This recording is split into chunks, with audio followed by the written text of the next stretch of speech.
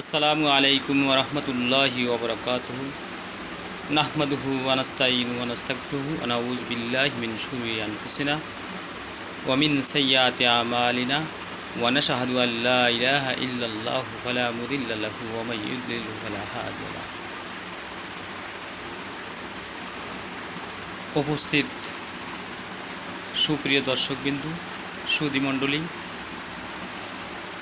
দেশে কিংবা বিদেশ থেকে, প্রবাস থেকে, যে যেখান থেকেই আমার লাইভ সেলিব্রিটি দেখছেন, সকলকেই জানাচ্ছি আমি গোলাম মাওলা মিজান এর পক্ষ থেকে আন্তরিক মোবারকবাদ ও শুভেচ্ছা।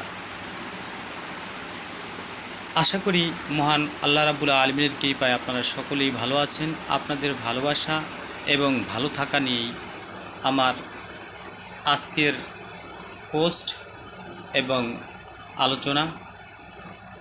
আপনারা ভালো থাকবেন এ দুনিয়াতে এবং আখিরাতে, উভয় জগতে ভালো থাকার জন্যই আজকের টিপস আমি আপনাদেরকে বলে যাব।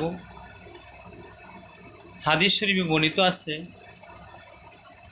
মানুষ মৃত্যুর পরেও তার তিনটি কাজ, তিনটি আমল চালু থাকবে, তার নেক আমল। শুনুন তাহলে সেই তিনটি কাজ কি। যে আমরা অনেকেই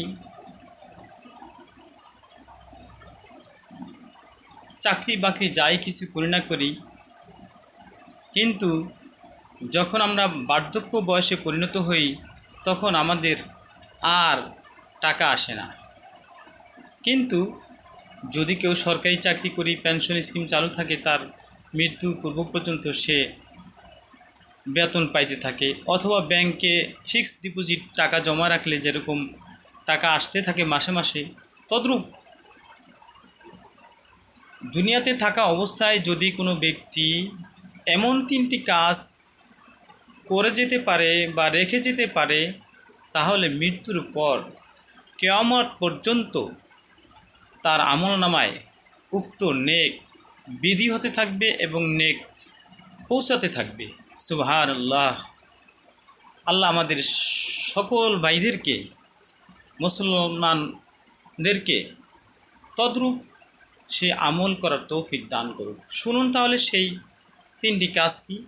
এক নম্বরে হচ্ছে নেক সন্তান, দুই নম্বরে হচ্ছে উপকারী বিদ্যা, তিন নম্বরে হচ্ছে সদগায়ে জারিয়া। আসুন এবার চিনে নেই নেক সন্তান কারা। যে আল্লাহ রাব্বুল আলামিন দুনিয়াতে প্রত্যেকেই মানুষের সংসার, পরিবার, সমাজ একটি বৃদ্ধির চক্র, বৃদ্ধি হারে ক্রমাগত জন্মলগ্ন থেকেই সৃষ্টি হয়ে আসছে। ব্যক্তি থেকে পরিবার, পরিবার থেকে ব্যক্তি, ব্যক্তি থেকে সংসার, সমাজ, এভাবেই। এখন আসুন, মানুষ ওমা খালাকতুল জিন্না ওয়াল ইনসা ইল্লা লিয়াবুদুন, আল্লাহ রাব্বুল আলামিন জানিয়ে দিয়েছেন যে আল্লাহ রাব্বুল আলামিন এই দুনিয়ার বুকে যত সৃষ্টি করেছেন, যা কিছুই সৃষ্টি করেছেন, তন্মধ্যে সর্বশ্রেষ্ঠ মানুষ এবং জিন। এই মানুষ ও জিনকে সৃষ্টি করেছেন শুধুমাত্র তার ইবাদত বন্দেগী করার জন্য। আর এই মানুষই ইন্নাদ্দীনা ইনদাল্লাহিল ইসলাম, এবং সেই মানুষের ভিতরে যা ধর্ম যাই বলি, তন্মধ্যে সর্বশ্রেষ্ঠ ধর্ম হলো ইসলাম।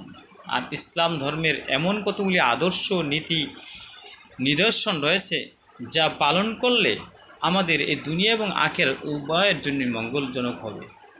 আসুন আপনার আমার সন্তান সন্ততিদেরকে সেরকম আদর্শ শিখা যায়, যাতে আপনার আমার আদর্শকে বাস্তবায়ন করে রেখে যেতে পারি, এবং মৃত্যুর পরও আমার সেই সন্তানরা যেন আমাদের জন্য দোয়া করতে পারে।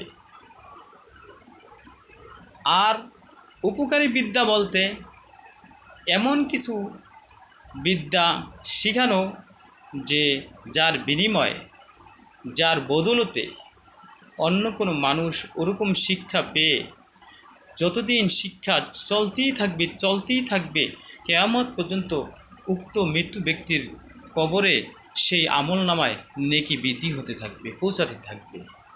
বলা হয়েছে খায়রুকুম মান তাআল্লামাল কুরআন ওয়া আল্লামাহ, তোমাদের মধ্যে সর্বোত্তম ওই ব্যক্তি যে নিজে কোরআন শিক্ষা করে এবং অপরকে শিক্ষা দেয়। এরকম কাজ যদি কেউ করতে পারে তা হলো। 3 নম্বর হচ্ছে সদগায়ে জারিয়া। আসুন আমরা সমাজ সেবামূলক উপকার করি, কাজ করব, যাতে করে রাস্তার কষ্টদায়ক বস্তু সরিয়ে রাখা, একটি ছায়াদার ফলদার গাছ বৃক্ষ রোপণ করা, একটি সাক্ষ্য পুল নির্মাণ করা, মাদ্রাসা মসজিদ নির্মাণ কাজে অর্থ ব্যয় করা এবং সমাজসেবামূলক একটি পাঠাগার ব্যবস্থা চালু রাখা, এগুলো সবই সদগায়ে জারিয়ার অন্তর্ভুক্ত।